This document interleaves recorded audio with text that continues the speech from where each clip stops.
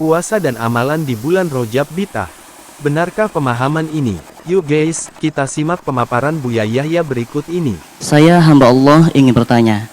Saya mendengar ceramah salah satu syekh yang cukup terkenal di dunia.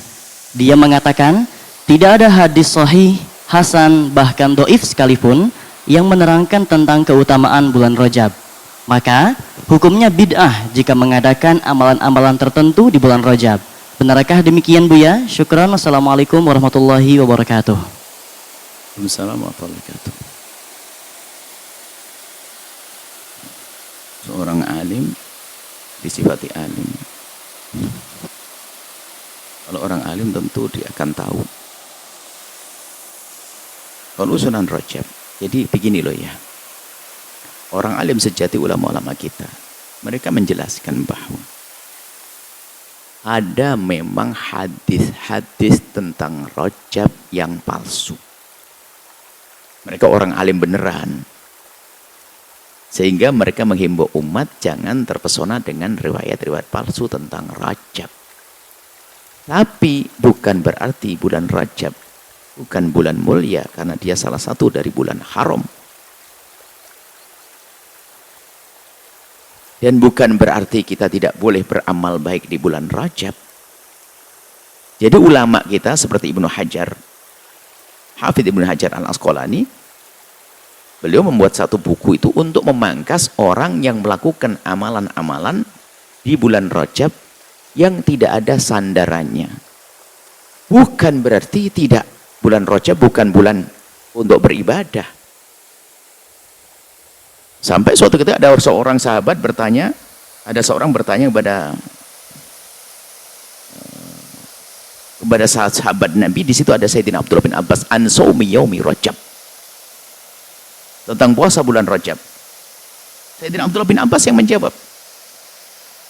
Beliau melihat Nabi Muhammad apa? Melihat bahasanya Nabi itu melakukan yasumu. Nabi itu yasumu di bulan Rajab. Wala yuftir.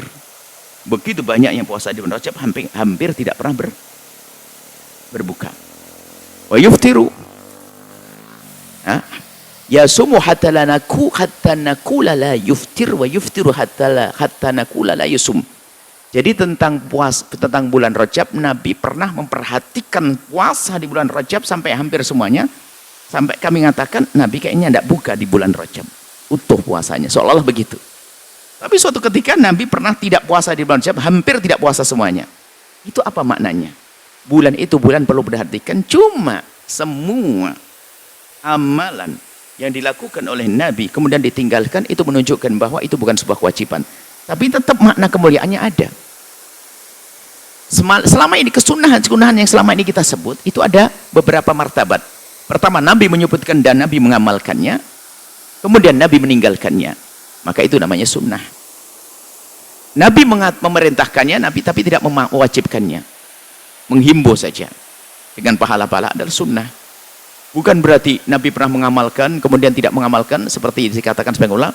Oh, sunnahnya adalah di saat kita, sunnahnya adalah kita sesaat mengamalkan, sunnah tidak mengamalkan. Lah ini.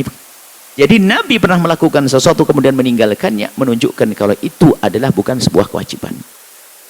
Tapi tetap dalam kesunahannya selagi Nabi tidak pernah melarangnya.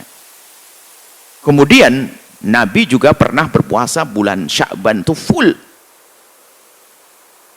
Bulan Sya'ban itu full dalam hadis. Kalau tadi barusan hadis Imam Muslim meriwayatkannya. Muslim meriwayatkannya. Katanya nggak ada hadis sahih, bagaimana?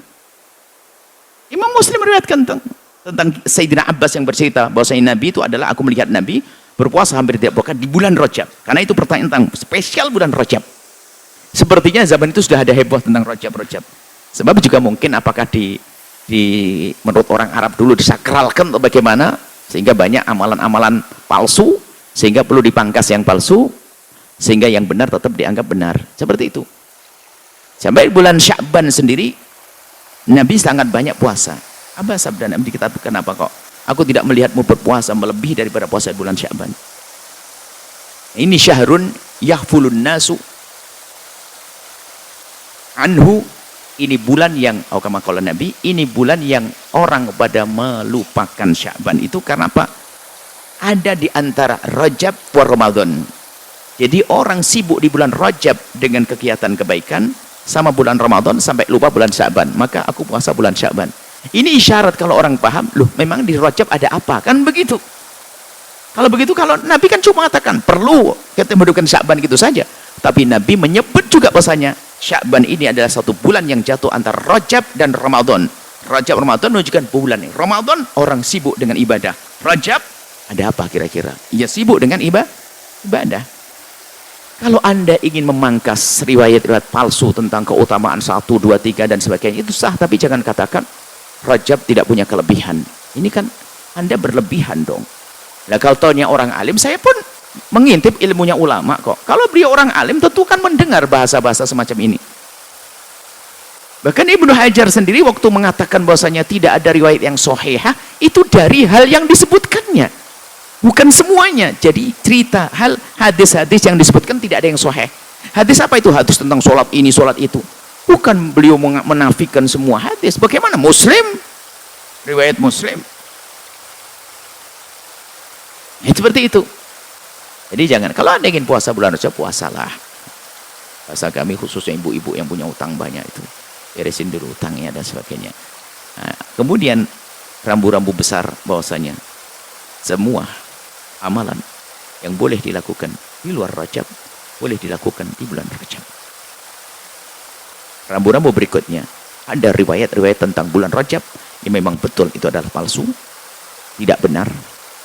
Akan tapi ingat, tidak semuanya. Ada riwayat-riwayat sahih yang ada tentang bulan Rajab. Sehingga itulah yang difahami oleh ulama 4 madhab tentang kesunahan untuk puasa Rajab. Tentang kesunahan untuk puasa Rajab. Adapun nanti amalan ini 1, 2 dan sebagainya, oke lah, masalah itu berbeda. Tentang bagaimana hukum sholat raghaib, tentang sholat apa, sholat itu adalah, ini adalah babnya beda.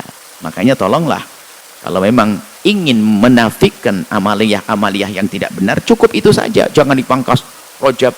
Sehingga Ibnu Hajar Al-Haytami mengatakan, menukil bahwasanya ada orang, kalau ada ulama yang masih mengatakan bahwasanya bulan Rajab nggak boleh berpuasa, maka perlu ditakjir dia. Udah kan? Serem lagi, ditakzir dia, dihukum dia. Wong puasa, hari boleh berpuasa kok jadi tidak boleh, seperti itu. Wallahu alam siapa yang dimaksud orang alim tersebut. Kalau seandainya orang alim adalah tetangga kami atau orang di kota kami, ada negeri ini, kami mohon maaf yang sebesar-besarnya. Atau mungkin yang maksud kami, mungkin yang menukil pertanyaan ini salah. Mungkin maksudnya begini, banyak riwayat-riwayat palsu. Nggak ada yang benar dari riwayat ini, kayak Ibnu Hajar mengatakan ini.